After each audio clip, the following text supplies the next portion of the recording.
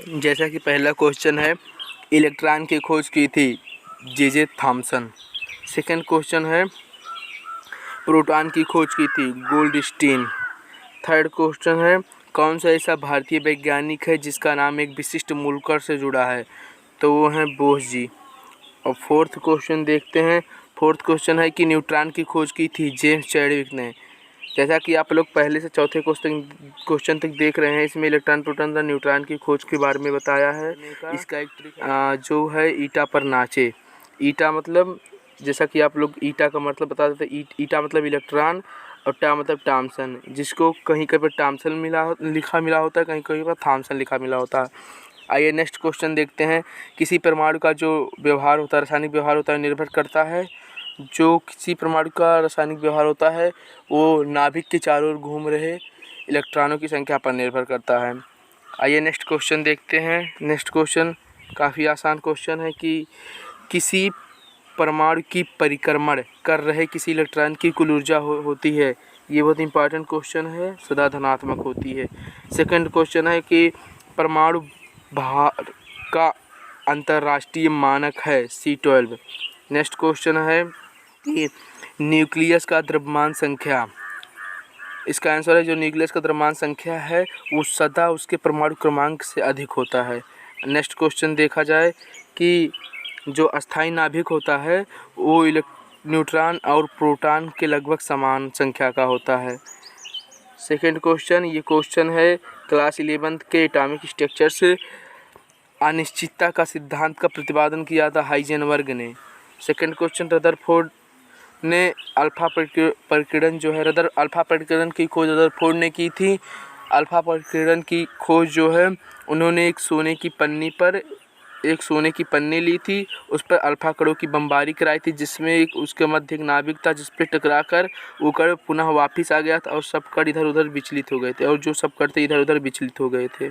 ये next question देखा जाए। नेक्स्ट क्वेश्चन काफ़ी इंपॉर्टेंट क्वेश्चन है। किसी तत्व के रासायनिक गुण निर्भर करते हैं, जो किसी तत्व का रासायनिक गुण होता है उसके परमाणु भार पर निर्भर करते हैं। आइए नेक्स्ट क्वेश्चन, मेसान का खोज करता है युकावा। सेकंड क्वेश्चन, रासायनिक तत्व के अणु के संदर्भ में चुंबकीय क्वांटम संख्या का संबंध है। ये भी एटॉमिक स्ट्रक्चर से है, जो कि इसका संबंध होता है चक्कर से। इसका संबंध किससे होता है? चक्कर से। आइए सेकंड क्वेश्चन देखते हैं। सेकंड क्वेश्चन काफ़ी इंपॉर्टेंट है। किसी तत्व के रासायनिक गुण कौन तय करता है? इलेक्ट्रॉनों की संख्या। जो किसी तत्व का रासायनिक गुण होता है वो इलेक्ट्रॉनों की संख्या तय करता है। इलेक्ट्रॉनों की संख्या कैसे तय करता है ये मैं बताता हूँ। जैसे इलेक्ट्रॉन बताएंगे कि एन की संख्या इलेक्ट्रॉनों की दूसरे कक्षा में डी ब्लॉक में छठवें इलेक्ट्रॉन है, जो कि बताया गया कि उसका क्वांटम संख्या भरा हुआ है। इसी प्रकार उसकी रासायनिक मतलब क्या कहते हैं, इलेक्ट्रॉनिक संख्या रासायनिक गुण प्रदर्शित करता है। आइए सेकंड क्वेश्चन देखा जाए। सेकंड क्वेश्चन काफ़ी बार पूछा गया है। परमाणु क्रमांक 20 के इलेक्ट्रॉनिक विन्यास है, जो कि इलेक्ट्रॉनिक विन्यास ज्ञात करने का सबसे सिंपल तरीका है। इसका एक कॉन्फ़िगरेशन 8 8 18 18 32 32।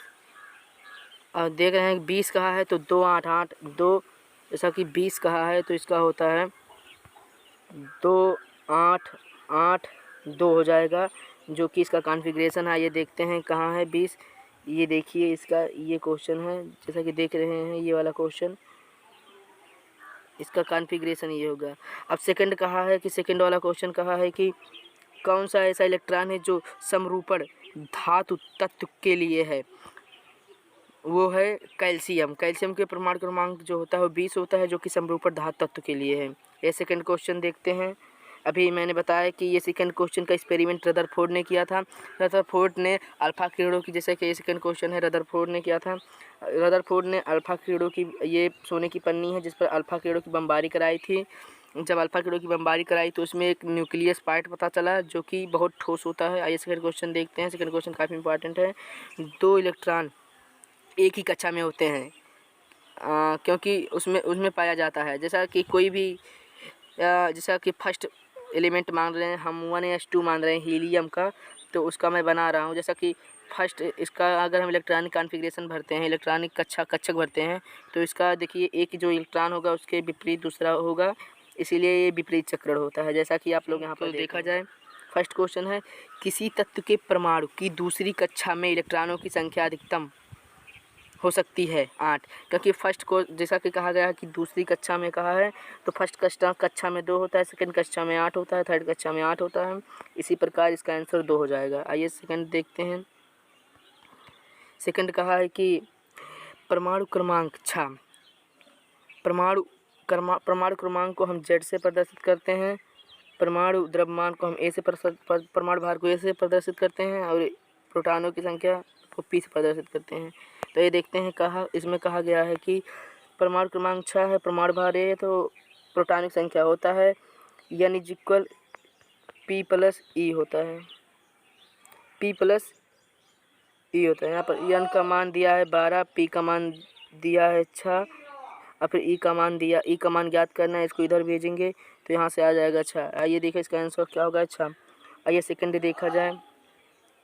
परमाणविक संख्या Z एवं द्रव्यमान A के परमाणु में इलेक्ट्रॉनों की संख्या होती है Z।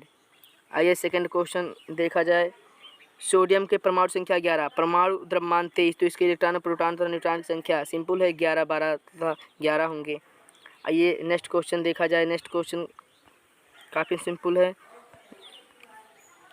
इसका कई बार पूछा गया है, ये वाला क्वेश्चन कई बार पूछा गया है। आइए देखते हैं ये वाला क्वेश्चन।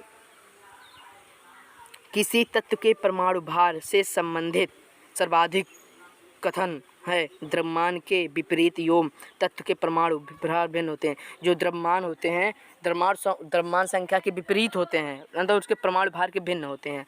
ये क्वेश्चन आप लोग कहीं पर कॉपी में लिख लीजिएगा, ये क्वेश्चन काफ़ी बार पूछा गया है। आइए परमाणु की प्रभावी त्रिज्या होती है 10⁻⁻10 लिखा, एक्चुअली में लिखा हुआ है, कंप्यूटर से लिखने में प्रॉब्लम हो जाती है। आइए सेकंड देखते हैं। सेकंड क्वेश्चन क्या है। सेकंड क्वेश्चन है कि किसी तत्व के परमाणु देखिए फिर वही क्वेश्चन है, यह A + P × E के फार्मूले पर ये क्वेश्चन लगेगा। ये वाला क्वेश्चन इस टाइप के 2-3 क्वेश्चन है, आप ये वाला फार्मूला कहीं पर लिख लीजिएगा। ये होता है परमाणु भार और P होता है न्यूट्रॉनों की संख्या, E होता है इलेक्ट्रॉनों की संख्या, इसी पर लगेगा। आइए नेक्स्ट क्वेश्चन देखते हैं। नेक्स्ट क्वेश्चन है किसी तत्व के परमाणु में 2 प्रोटॉन, 2 न्यूट्रॉन, 2 इलेक्ट्रॉन हैं, तो उसके द्रव्यमान की संख्या कुल होगी 4 होगी, सिंपल सी बात है। आइए अगला पेज देखते हैं। अगला पेज काफ़ी इंटरेस्टिंग। ऋणावेशित परमाणु में प्रोटॉनों की संख्या होती है परमाणु की इलेक्ट्रॉनों की संख्या से कम होती है, जो परमाणु की इलेक्ट्रॉनों की संख्या है उससे कम होती है।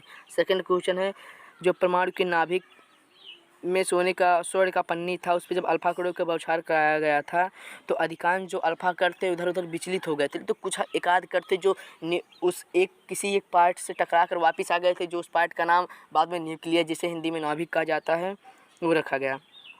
सेकंड क्वेश्चन देखते हैं।